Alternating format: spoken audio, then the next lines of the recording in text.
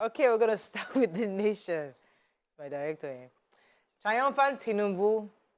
Wike, I will support president again. Ayedatiwa apologizes to Akeredolu. Alaafin, 5 Oyo Kingmakers sue Makinde and others. How blue economy will boost GDP by Oyetola.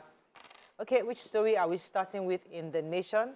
Okay, inside the nation, you mean? Okay, inside. No, well, no, I have. Let's start with on the front page. Go ahead. Front page. I have the Marine and Blue Economy Minister Adiboyega Oyetola.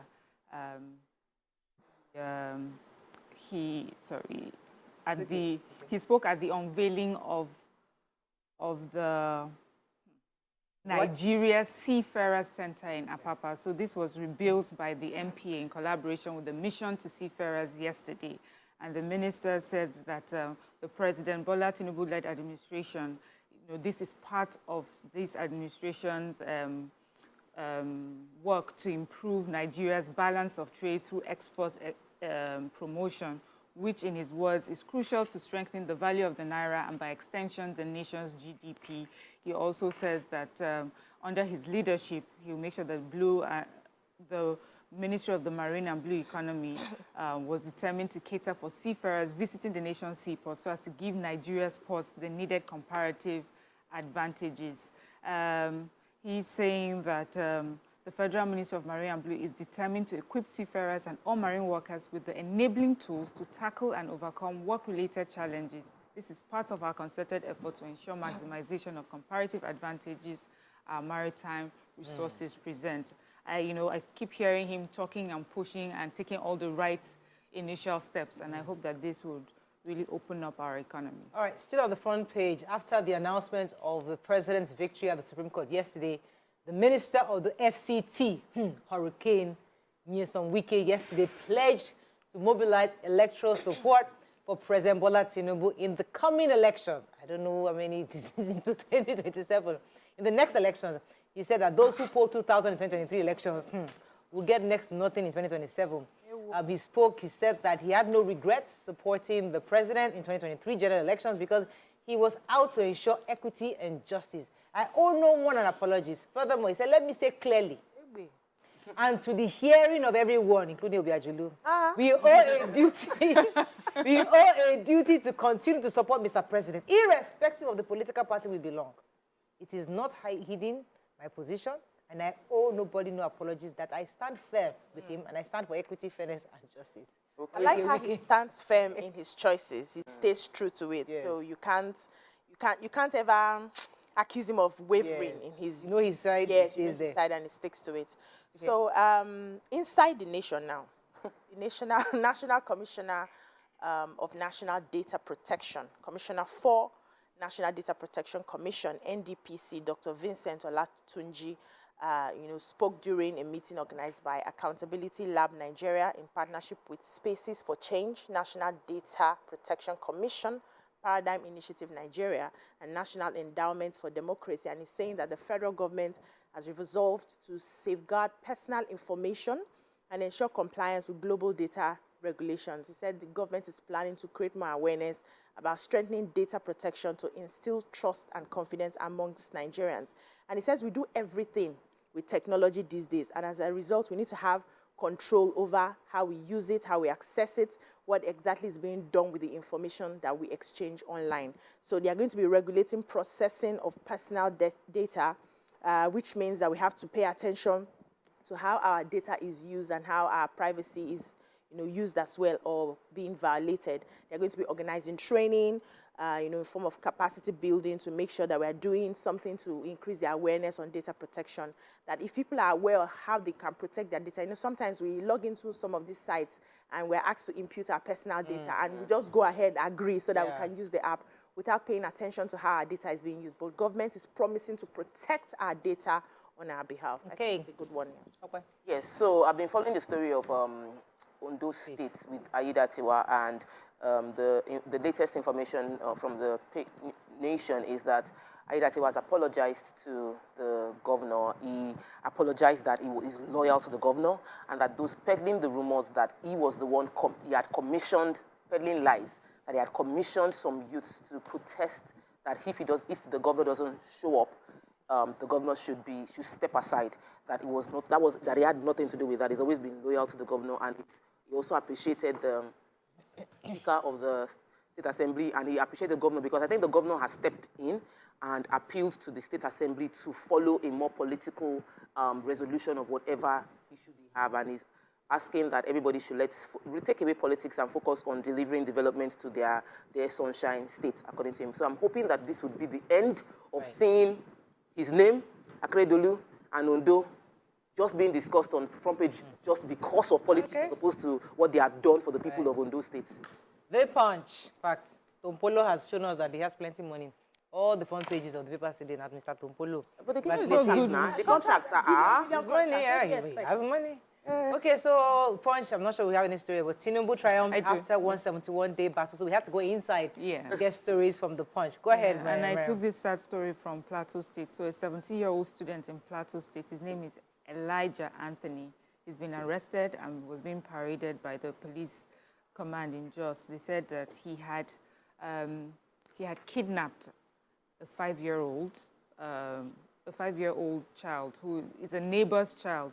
And then he had demanded 400,000 naira, or he received a 500,000 naira ransom from the parents and still went ahead to kill the victim. He explains that on this particular day, the little boy was following his elder brother, but he was farther behind his older brother, and he and his friends saw the little boy, and then they grab him and they hide him somewhere.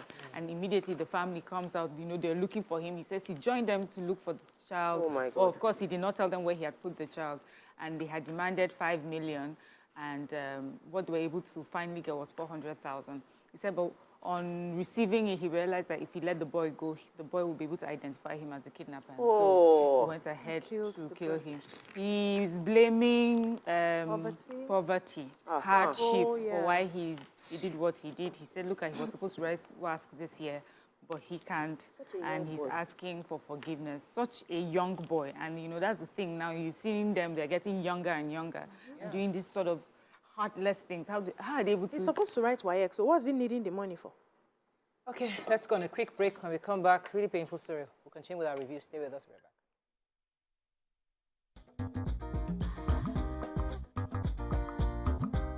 Thanks for staying with us. Still reviewing Punch. I'll take the major headline: Tinubu triumphs after 171-day battle. So, according to the Supreme Court, it affirms Tinubu's election, dismisses Atiku Obi's appeals.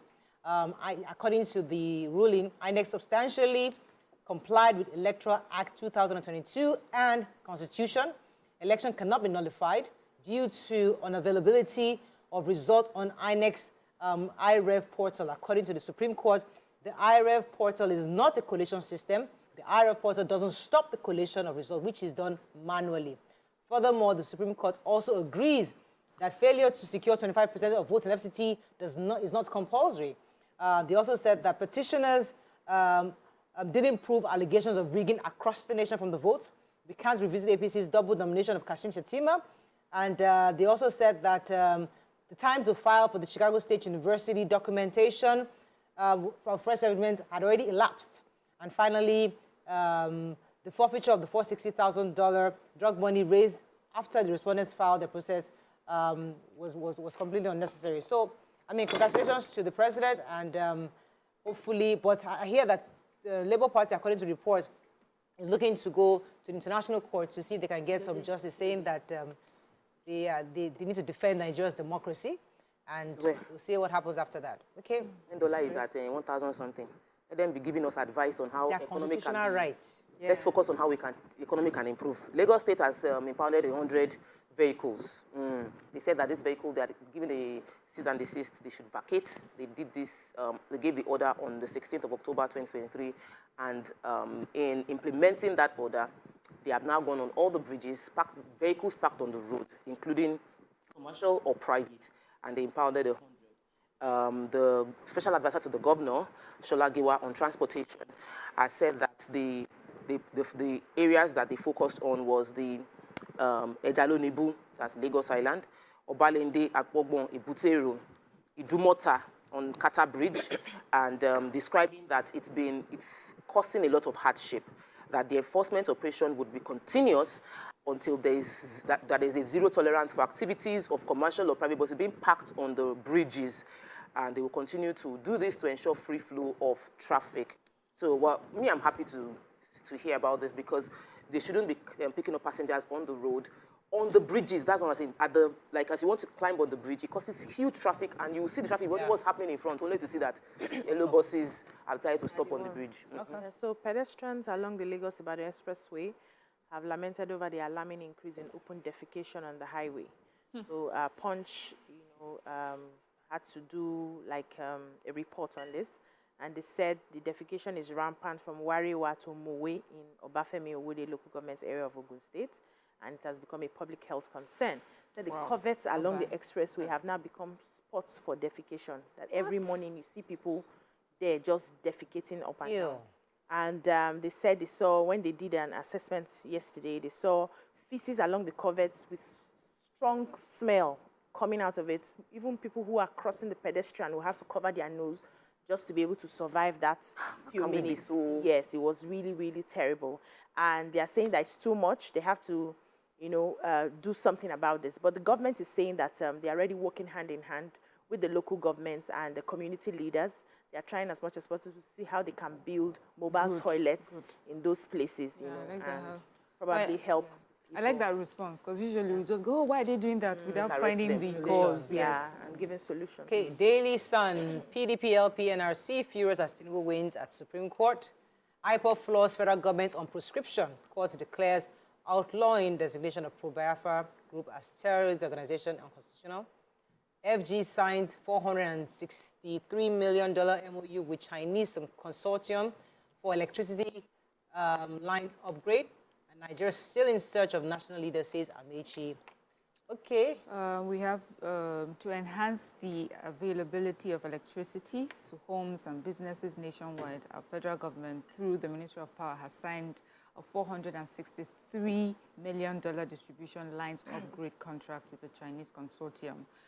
The contract is to be financed by the China Exim Bank, and we have this statement was made by the Special Advisor for Strategic Communication and Media Relations, Mr. Bola Tinubu, and the Minister of Power, Chief Adebayo Adelabu, both, announced the signing of the MOU between the federal government and the Chinese consortium, which consists of CCE, CC, and TBA Energy. They said this agreement is aimed at upgrading the distribution lines infrastructure under Lot 3 of PPI, which encompasses the region served by Jos, Kano, Abuja, and Kaduna distribution companies. And we have a similar MOU that was signed between TCN, CCEC, and TBA to establish a superpower grid for the power sector. So the minister and and his team hosted these two organizations that we signed this with. And finally, the minister also emphasized that despite its current challenges, Nigeria remains a unique and viable environment for investment, and highlighted the significance of the PPI in resolving capacity constraints within transmission and distribution network. So it's critical to ensure reliable power is accessible to support economic growth across various sectors. Okay. Moving on to IPOB. So there was jubilation across the southeast region yesterday following the Enugu State High Court's declaration that the proscription and designation of IPOB as a terrorist organization by the federal government and the Southeastern Governors Forum is unconstitutional. There was jubilation across the ruling yesterday was equal to the suit that was brought before it by lawyer Aloy Ejimako, challenging the 2017 proscription of IPOB as a terrorist organization. Delivering the judgment, Justice A.O. Onovos held that the practical application of the Terrorism Prevention Act and the execution of it I'm trying to get the exact words for him here, but pretty much we're just saying that the proscription of IPOB is unconstitutional and that is infringing on the rights of association, rights of ideology, and rights of expressing themselves or who they are. And there's a law that is against restricting, it says that the applicant's fundamental right not to be subjected to any disabilities or restrictions on the basis of their ethnicity, as enshrined and guaranteed under Section 42 of the Constitution. So this is the courts. yes, this is court in Enugu. It could be appealed, but at least the judgment right now that the federal government prescribed it is... Judiciary is working. Maybe they say it's not working before. The judiciary is working. We are hopeful. We'll see how it goes. All right, moving on. Any story in Pakistan? No, they didn't. I saw the story about the Aspanda market. Yes. Did anybody take it? I have it in the Vanguard. All right.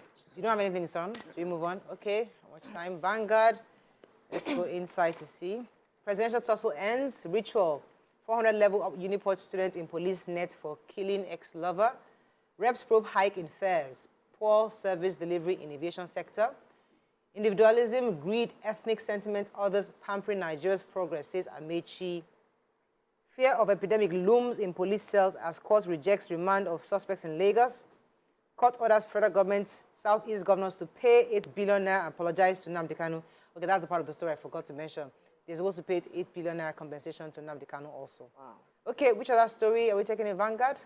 Yes, okay. Go ahead, okay. I want to take the story about the hiking fares. So the House Committee, the House of Representatives, yesterday has mandated its committee, the House Committee, to investigate the hike in international flight fares and the poor service delivery of these international airlines, foreign airlines in Nigeria. They said that they have asked, the motion was moved by Honorable Oshun, that the challenges facing Nigerians needs to be curtailed because there is an unfair difference in price when flying out of Nigeria. They said that.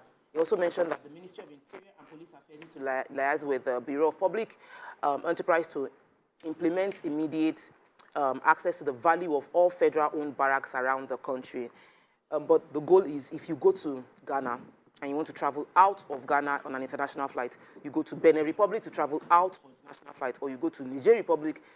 Compared to Nigeria, it is outrageous. The cost of flying out of Nigeria is outrageous, and they did a comparison of if you are flying out of Nigeria and if you are flying out of Benin Republic, which is just side by side. Right. So what is causing this? They've asked the committee, the House Committee, to investigate and find out why the foreign airlines are charging Nigerians more money than they are charging countries right around us.